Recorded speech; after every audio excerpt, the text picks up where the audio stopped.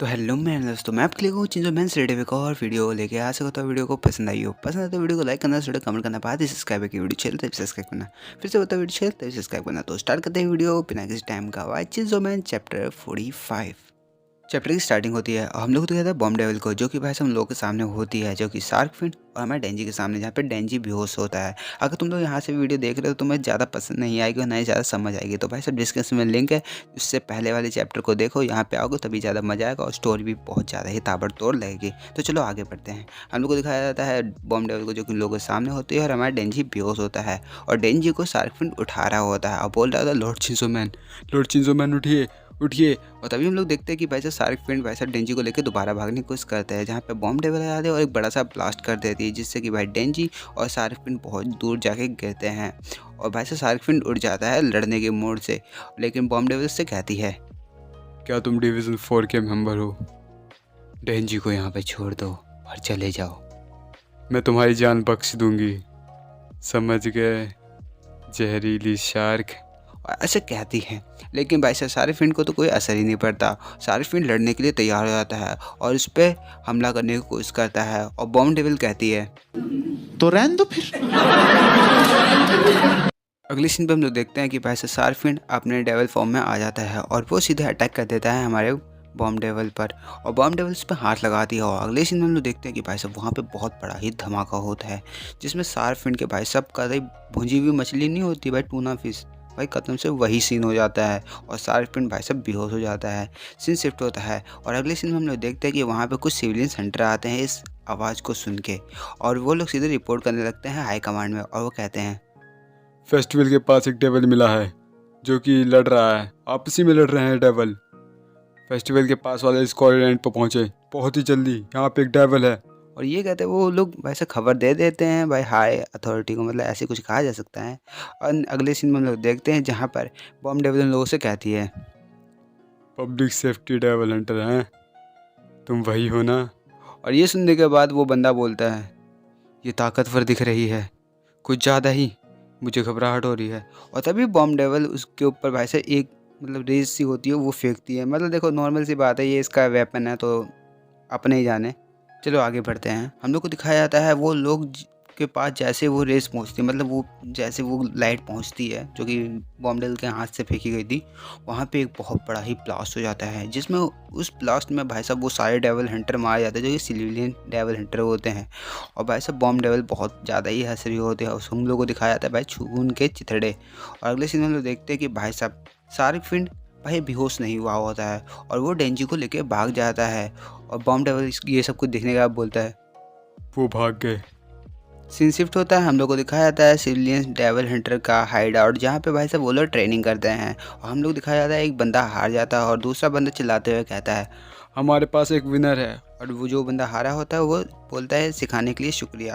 Finally हम लोग को पता चलता है अगली सीन में कि भाई साहब वहाँ पे भाई आकी होता है जो कि उसको सिखा रहा होता है उस बंदे को। और हम लोग को दिखाया था नोमो को, जो कि उससे कह रहा होता है, शुक्रिया आखिर इन लोगों को सिखाने के लिए, मुझे बहुत खुशी हुई कि तुम यहाँ पे आए और इन लोगों को सिखाया।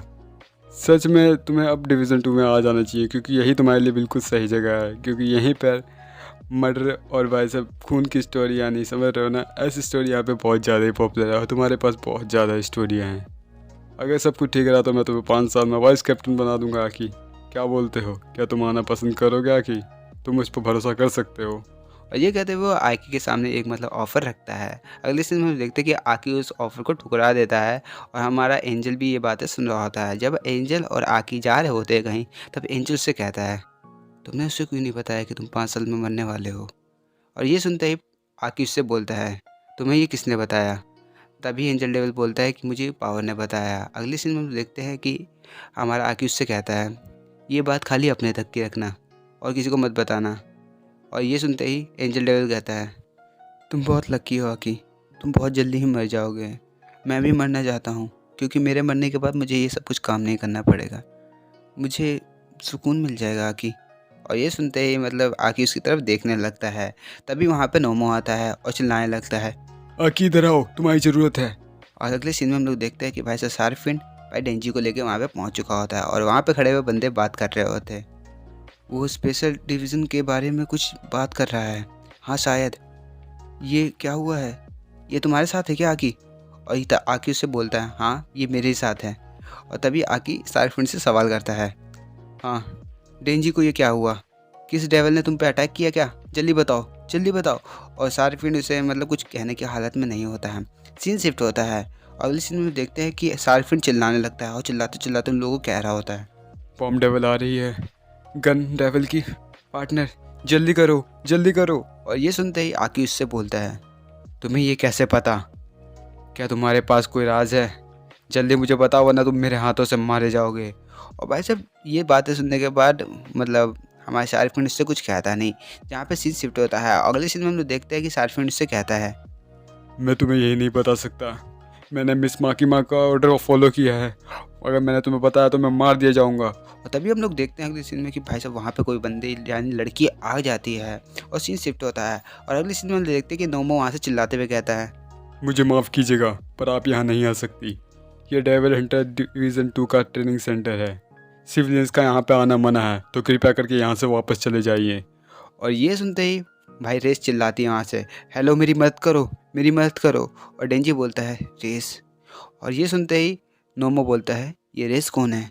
तभी सीन शिफ्ट होता है और अगले सीन में देखते हैं कि भाई साहब रेस वहाँ से चिल्ला रही होती यानी हमारी बॉम्ब डेवल बोल रही होगी मेरी मदद करो मेरे पीछे डेवल लगा हुआ है मेरी कोई मदद करो।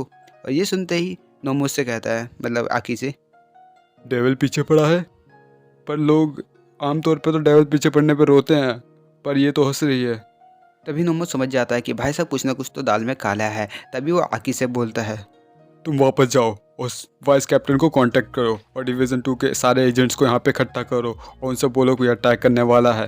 और सीन शिफ्ट होता है। अगले सीन में हम लोग देखते हैं कि नोमो भाई साहब आकी की तरफ देखता है और कहता है वैसा कि वैसे क्या तुम इस लड़की को जानते हो और क्या तुम्हारे पास का नंबर है?